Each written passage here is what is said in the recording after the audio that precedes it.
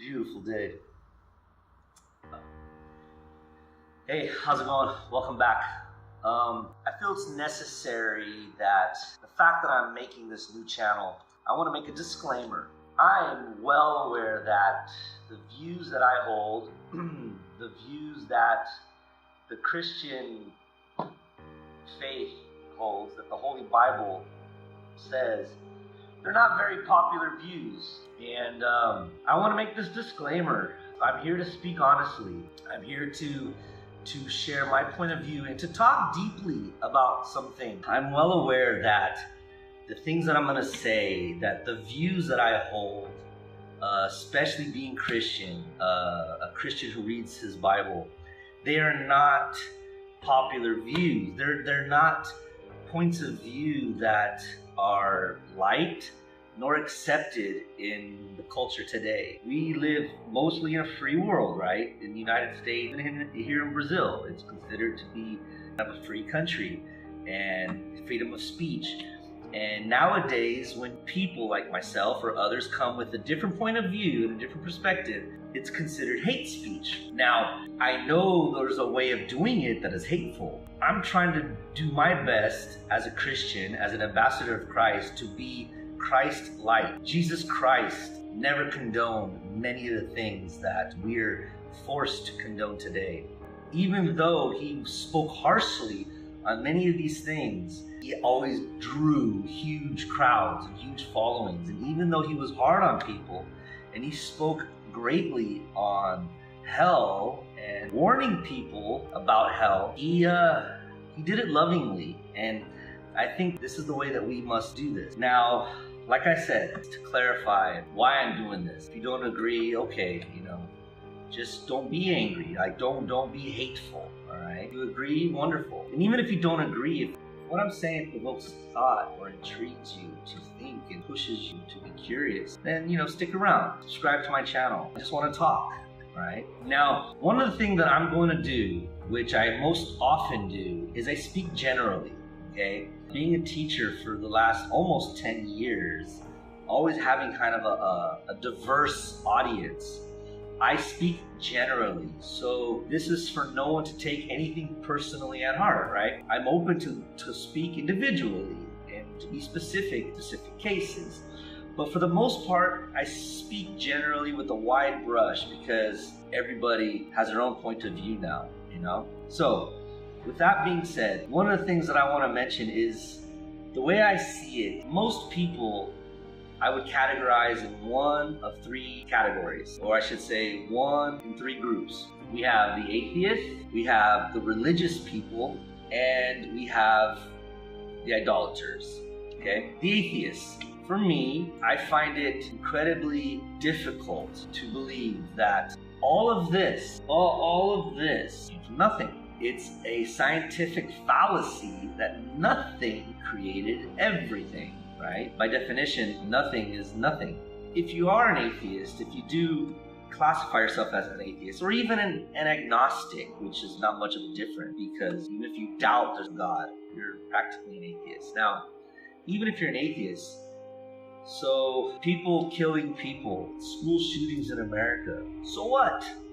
Why is it wrong for me to hurt my neighbor? Why? I mean, if we are just a result of time and matter in motion, what's the difference? What's the problem of one biological organism hurting another biological organism? We don't cry when a tree falls. We don't cry when you pluck flowers, right? So what's the difference? I mean, don't get me wrong, there's a huge difference, right? As a Christian, we're taught to love our enemy, love our neighbor, which is everybody. With an atheist, where does morality come from, right? Where does our conscience come from? I mean, where does DNA come from? We atheists believe in evolution. I don't see things evolving. The second law of thermodynamics talks about entropy, and things are breaking down. Look in history, things were stronger, things were bigger. Speaking about atheists, I believe that there's two kinds of atheists, right? There's an atheist who is an angry atheist, who's an atheist who hates God, who the idea of God just irritates them. They see a lot of pain and suffering in the world, and they think, oh, how is a loving God allowing all of this? And then two, The second atheist is an atheist who likes the idea that we're just evolved creatures because there's no moral accountability, and the God of Abraham, Isaac, and Jacob is a holy, just God, created the Ten Commandments that none of us can fulfill. And when we die, we're going to face him one day. Hebrews 9 talks about this, we're all gonna die, right? Nothing is guaranteed in life. Our health isn't guaranteed, our success, our friendships, our jobs, our money. Tomorrow isn't guaranteed. There's nothing in life that's guaranteed except death, right? 10 out of 10 people die. And it says in Hebrews 9:27, and as it is appointed for men to die once, but after this, judgment. So this is why I do think that the second kind of atheist is an atheist, because it's easier to believe there's no moral judge, there's no moral accountability. We can go and live our life and do whatever we want, right? All right, so that's the first category. Second category of people are the religious people. And these religious people, I think they're probably some of the worst, right? You're probably saying to yourself, well, you're religious, Michael. You're Christian, you're religious. Well, I want to correct you. I'm a follower of Christ. Christians, true Christians, are followers of Christ. Religion is a man-made construct. All religions in the world tell you to do things. You have to do this. You have to be good. Do good to others. There's certain traditions you have to do. Even the Catholic religion that I was raised in, you have to go to confession. You have to say the rosary. Even when you go confession, you have to do a penance and say Hail Marys and all of these things. I'm not very clear on many of it now because it's been many years I have not practiced Catholicism. But all religions say you have to do. Where Jesus Christ said, it's done. The last thing Jesus said on the cross was, it's finished. He took the wrath of God on himself. He died in your place and in my place. And so before someone classifies me and categorizes me as a religious person, I want to make that clear. I'm not religious at all. I follow Christ. But speaking of religious people, I think many atheists are atheists because of the hypocrisy of religion, of religious people. You have many religious people who talk down to you, who talk down to others, who think themselves to be better than other people. Why? Because they're religious, because they go to church, because they go to synagogue, because they go to temple, because they go to whatever. They do this, they do that, they pray for you, and they're pious and mighty, and it's not how it works. That's not how it works at all. I'm going to go deeper in each one of these subjects. I just want to make this quick. So, the second category, religious people, I think they're almost worse than atheists in a way, because they just think they're better.